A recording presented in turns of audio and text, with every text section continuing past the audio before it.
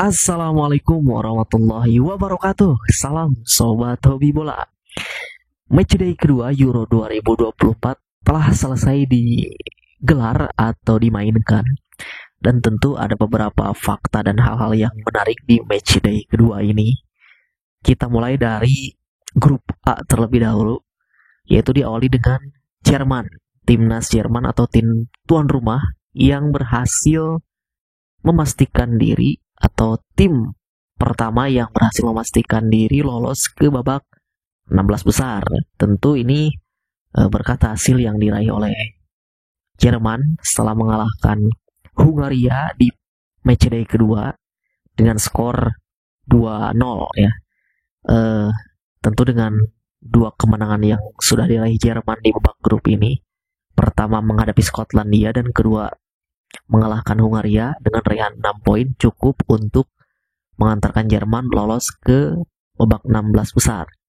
Walaupun statusnya nanti sebagai juara grup atau runner-up grup ini masih bisa berubah karena di pertandingan terakhir nanti Jerman akan berhadapan dengan Swiss yang bisa dipastikan ini akan menjadi laga untuk penentuan juara grupnya ya.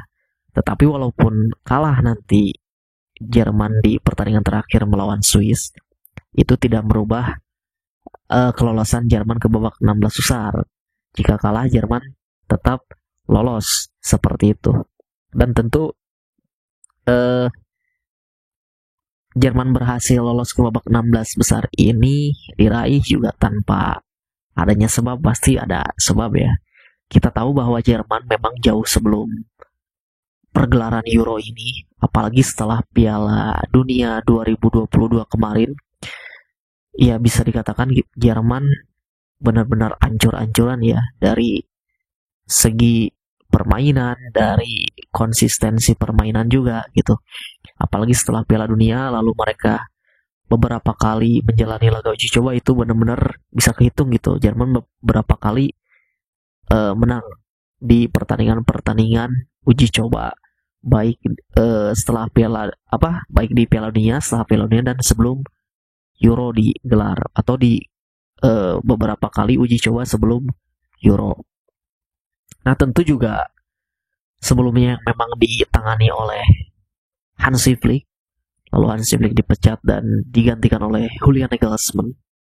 Nah tentu ini ada gebrakan baru, ditambah lagi dengan kembali hadirnya sang gelandang Toni Kroos. Nah ini mungkin satu pemain ini yang membawa gairah permainan Jerman ini telah kembali gitu. Dan Toni Kroos ini adalah mungkin kepingan puzzle yang selama ini dicari oleh Julian Nagelsmann di lini tengah terutama. Jadi faktor keberhasilan Jerman yang sekarang sudah berhasil lolos, tim pertama lolos ke babak 16 besar, itu adalah kuncinya di lini tengah, di mana Toni Kroos ini berperan penting di dua laga Jerman di babak grup di Euro ini.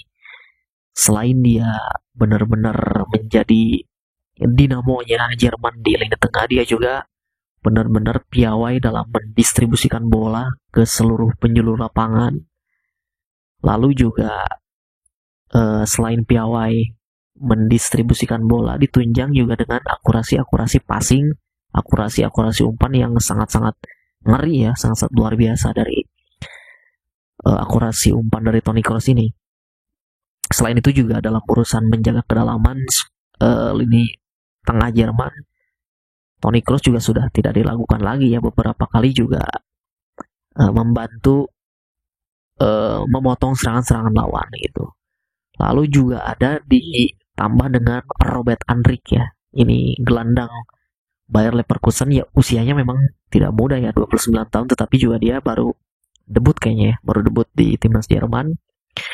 Dipasangkan dengan Toni Kroos ini benar-benar sangat solid. Ibaratnya Robert Andrich ini dia sebagai tukang jagalnya, lalu Toni Kroos ini sebagai untuk mendistribusikan bola ya, mengalirkan bola dari lini tengah ke lini depan gitu, atau sebagai penghubung antara lini belakang, tengah, dan depan. Ditambah lagi dengan Ilkay Gundogan yang sangat-sangat baik juga penampilannya di dua pertandingan ini.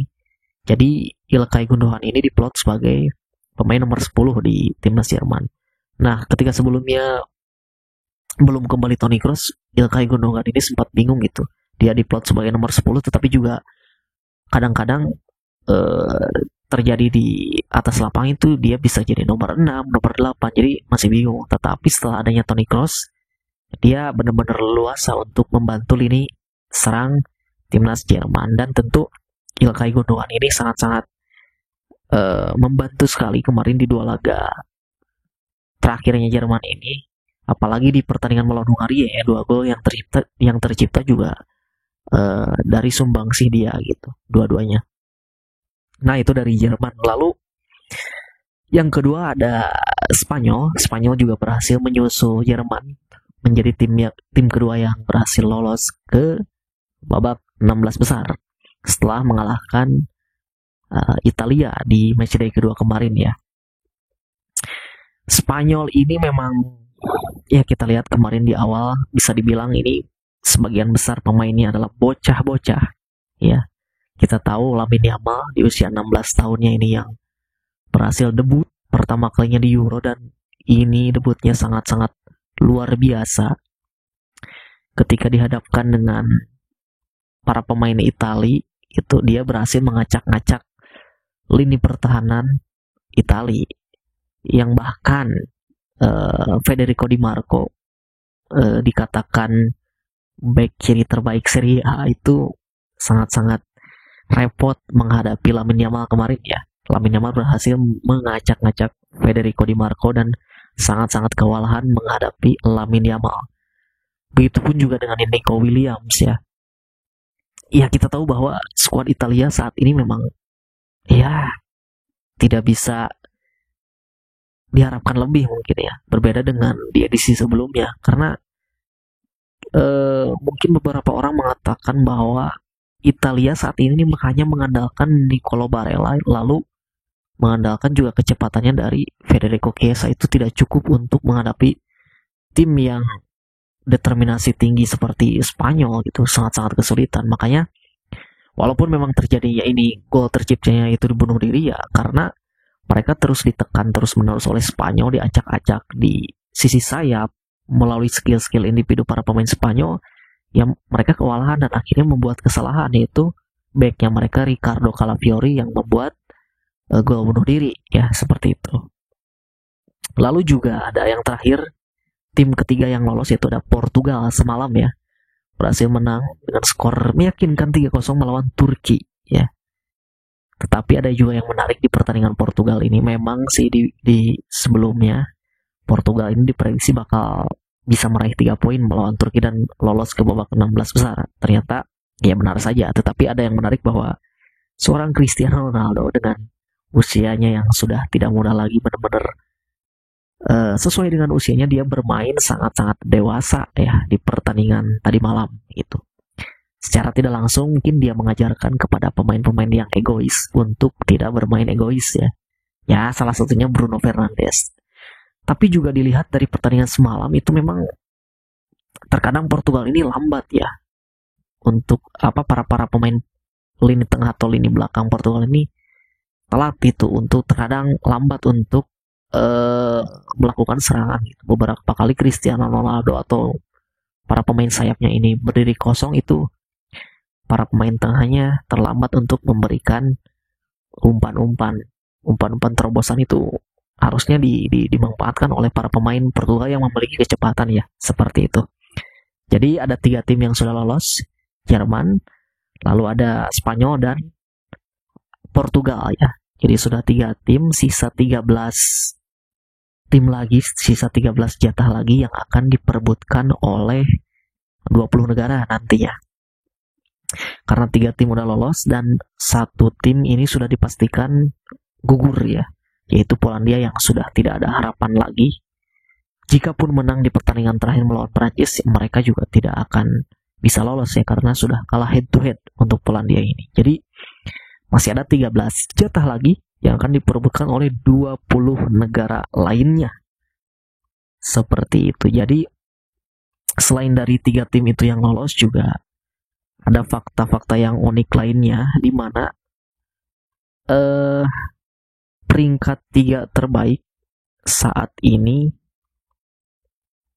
dipimpin oleh Austria dengan 3 poin, lalu ada Slovakia 3 poin, Slovenia dan juga Albania. Tapi juga tim-tim lain seperti Kroasia, Hungaria, Skotlandia, lalu juga ada Georgia, Ceko, dan Ukraina juga ini masih berpeluang untuk mungkin salah satu dari negara yang saya sebutkan barusan itu bisa lolos melalui jalur peringkat 3 terbaik ya. Karena memang peluang itu masih tetap ada hingga matchday terakhir, nanti matchday ketiga ya. Nanti pasti akan ada pertandingan-pertandingan yang seru lainnya gitu. Nah tentu selain itu juga kita melihat di grup E itu ada Belgia, ada Slovakia, Rumania, dan Ukraina. Ini jika dilihat grup E ini memang dari awal mungkin bisa dibilang grup yang paling mudah ya, di atas kertas ya harusnya bagi Belgia, tetapi sampai saat ini di matchday kedua ini persaingannya cukup ketat. Jadi dipimpin oleh Rumania di peringkat pertama dengan 3 poin, Belgia di peringkat kedua dengan 3 poin, Slovakia juga di peringkat ketiga dengan 3 poin, dan Ukraina di peringkat keempat dengan 3 poin. Jadi 4 negara di grup E ini sama-sama meraih 3 poin. Tentu ini di pertandingan terakhir di match ketiga pasti mereka ini pasti nanti akan saling bunuh-bunuhan ya untuk mendapatkan jatah tiket lolos ke babak 16 besar. Dan ya mungkin nanti saya prediksi di grup E ini pasti ada salah satu negara yang lolos melalui jalur peringkat 3 terbaik ya. Nah ini seru sekali, patut dinantikan nanti di grup E ini. Nah mungkin itu saja video saya hari ini. Terima kasih, sampai jumpa lagi di video selanjutnya.